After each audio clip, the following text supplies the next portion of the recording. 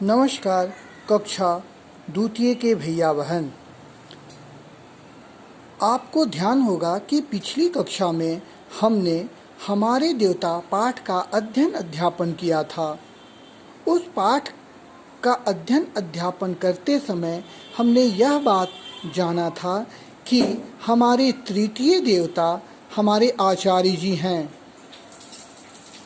आचार्य जी ही हमारे तृतीय देवता हैं और ये हमारे गुरु हैं। गुरु और शिष्य की श्रृंखला में हमने बहुत सारे शिष्यों को जाना है, जैसे कृष्ण, आरुणि, अर्जुन, और उनके गुरु के विषय में भी हमने ज्ञान प्राप्त किया है। जैसे कृष्ण के गुरु संदीपन, अर्जुन के गुरु द्रोणाचार्य, एकलव्य के गुरु द्रोणाचार्य और भगवान श्री राम के गुरु विश्वामित्र।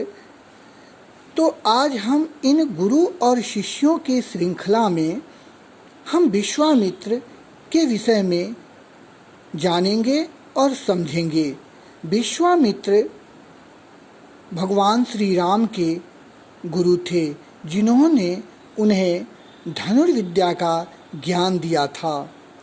गुरु के विषय में आप सभी यह बात अवश्य ही जानते हैं कि हमारे वेद पुराणों में गुरु की महत्ता बताई गई है, जो इस प्रकार है।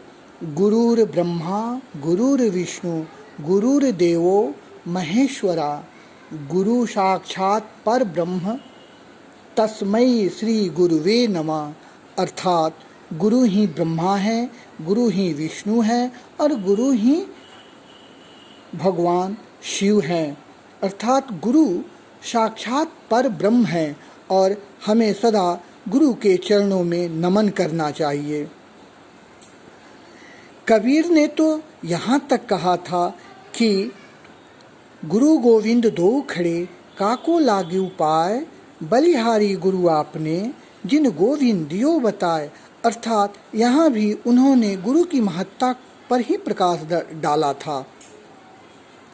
अब आए हम गुरु विश्वामित्र के विषय में जानें कि गुरु विश्वामित्र भगवान श्री राम को दशरथ से मांगकर अपने आश्रम सिद्धाश्रम में ले गए थे और वहाँ उन्होंने भगवान श्री राम को धनुर्विद्या का ज्ञान दिया था और उन्हीं के ज्ञान मार्ग पर चलते हुए भगवान श्री राम कालांतर में राम से भगवान राम हो गए, पुरुषों में पुरुषोत्तम बन गए।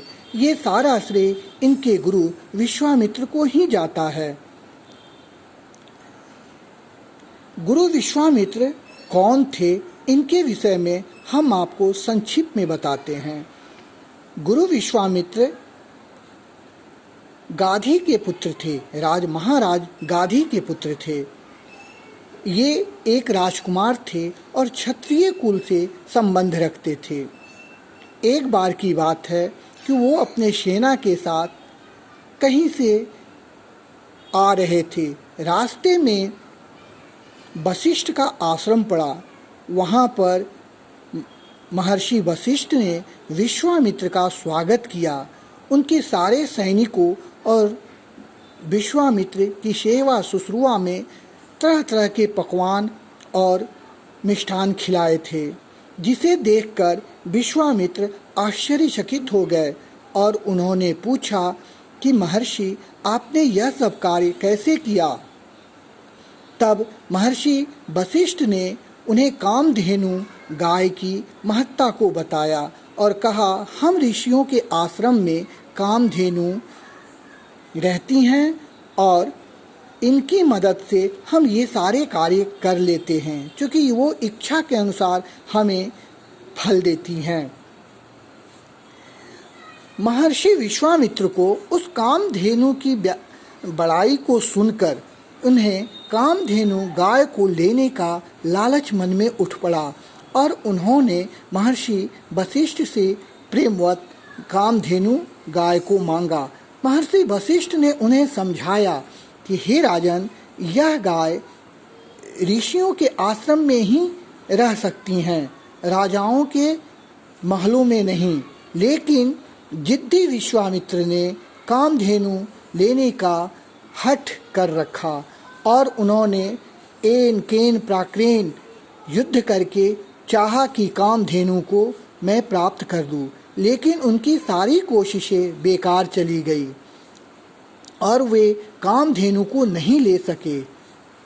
तब उन्होंने तपस्या करने की उठानी और इस जिद में उन्होंने तपस्या भी किया और तपस्या करने के उपरांत ब्रह्म ऋषि का पद भी प्राप्त किया। तो ये थी विश्वामित्र की संक्षेप में जानकारी। और वहीं विश्वामित्र समय आने पर महाराज दशरथ के यहाँ गए और राम और लक्ष्मण को मांगा, क्योंकि उस समय रावण के अत्याचार से सारे पृथ्वी के निवासी त्राही त्राही कर रहे थे। यहाँ तक कि देवता गंधर्व भी परेशान थे। उससे मुक्ति दिलाने के लिए महर्षि विश्वामित्र ने राम और लक्ष्मण को अपने आश्रम में लाया और वहाँ धनुर्विद्या उन्हें दिया। तदुपरांत भगवान राम ने ताड़का, सुबाहु, खरदूषण इत्यादि राक्षसों से महर्षियों को मुक्त कराया। ये थे हमारे गुरु श्रृंखला के अंतर्गत महर्षि विश्वामित्र की संक्षेप में कहानी। इनके बारे में विस्तृत रूप से जानकारी जब आप ऊंची कक्षाओं में जाएंगे तो पढ़ने को मिलेगा और समझने को मिलेगा। फिर अगली कक्षा में मैं आपको इसी गुरु शिष्य श्रृंखला में गुरु रामकृष्ण परमहंस के बारे में उनकी जीवनी को लेकर उपस्थित होऊंगा। तब तक के लिए नमस्कार, धन्यवाद।